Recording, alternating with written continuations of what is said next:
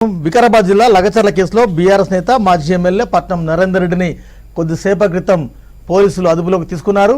లగచర్ల ఘటనలో టీఆర్ఎస్ కార్యకర్త సురేష్ వాంగ్మూలం మేరకి సురేష్తో పట్నం నరేందర్ రెడ్డి టచ్లో ఉన్నారని పోలీసులు తేల్చిండ్రు. 32 సార్లకు పైగా ఫోన్ కాల్ లిస్టులో ఉన్నాయి కాబట్టి ఆ ఘటన వెనుక దాడి కుట్ర ఉందని ఇప్పటికే పోలీసులు చెప్పినారు. సో ఈ నేపథ్యంలో అతన్ని అదుపులోకి తీసుకున్నట్టు తెలుస్తుంది. అదుపులోకి తీసుకొని విచారిస్తున్నట్టు తెలుస్తుంది. వరంగల్ మాజీ ఎమ్మెల్యే పట్నం నరేందర్ రెడ్డిని పోలీసులు అదుపులోకి తీసుకున్నారు. దీనికి సంబంధించి మరిన్ని వివరాలు అప్డేట్ చేసేందుకు మా పొలిటికల్ బ్యూరో చీఫ్ సత్యం ఉన్నారు. సత్యం, గుడ్ మార్నింగ్. ఏం జరుగుతుంది? వెంకట్, ఇటీవల జరిగిన కొడంగల్లో జరిగిన వికారాబాద్ కలెక్టర్ పై జరిగిన దాడిని ప్రభుత్వం సీరియస్ గా తీసుకుంది. రాత్రి ముఖ్యమంత్రి రేవంత్ రెడ్డి కూడా కలెక్టర్ పై దాడి చేసిన వారిని కఠినంగా శిక్షిస్తామంటూ కూడా ప్రకటన చేశారు. తాజాగా ఉదయం కొడంగల్ మాజీ ఎమ్మెల్యే పట్నం నరేందర్ రెడ్డిని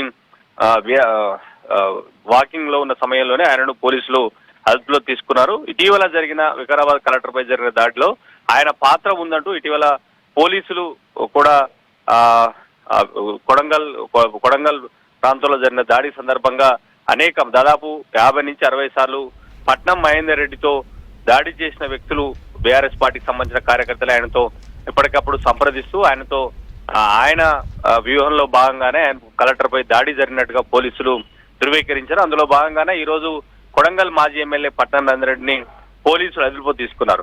ప్రభుత్వం ఈ విషయంలో చాలా సీరియస్ గా ఉంది. అధికారులపై ఎవరు దాడి చేసినా, మామూలు ప్రజలు దాడి చేసినా, బీఆర్ఎస్ కార్యకర్తలు దాడి చేసినా, లేదంటే ఏ పార్టీకి సంబంధించిన నాయకులు దాడి చేసినా కఠినంగా శిక్షిస్తామంటూ కూడా పోలీసులు ముందుగా ప్రకటన చేశారు. అందులో భాగంగా నిన్న రాత్రి ముఖ్యమంత్రి ఢిల్లీ పర్యటన సందర్భంగా కూడా ఇలాంటి విషయంలో ఎవరు ఉపేక్షించాం, కంపల్సరిగా ఎవరైతే దాడికి పాల్పడ్డారో అధికారులపై దాడికి పాల్పడితే చూస్తూ ఊరుకెళ్ళలేదంటూ కూడా ప్రభుత్వం ప్రకటన చేసింది. అందులో భాగంగానే ఈ రోజు కొడంగల్ మాజీ ఎమ్మెల్యే పట్నం నరేందర్ రెడ్డిని అదుపులోకి తీసుకున్నారు.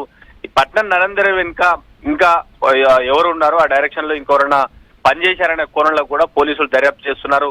పట్నం నరేందర్ రెడ్డి ఎవరికి సమాచారం ఇచ్చారు, ఆ సమాచారం ఎవరి వ్యూహంలో భాగంగా ఎవరి డైరెక్షన్ లో ఈ దాడి జరిగిందనే అంశంపై కూడా పోలీసులు దర్యాప్తు చేస్తున్నారు. ఈ దాడి వెనుక ఎవరు ఉన్నా పోలీసులు వెంటనే అరెస్టు చేయడానికి కసరత్తు చేస్తారని చెప్పొచ్చు. Venkat, thank you very much Satyam.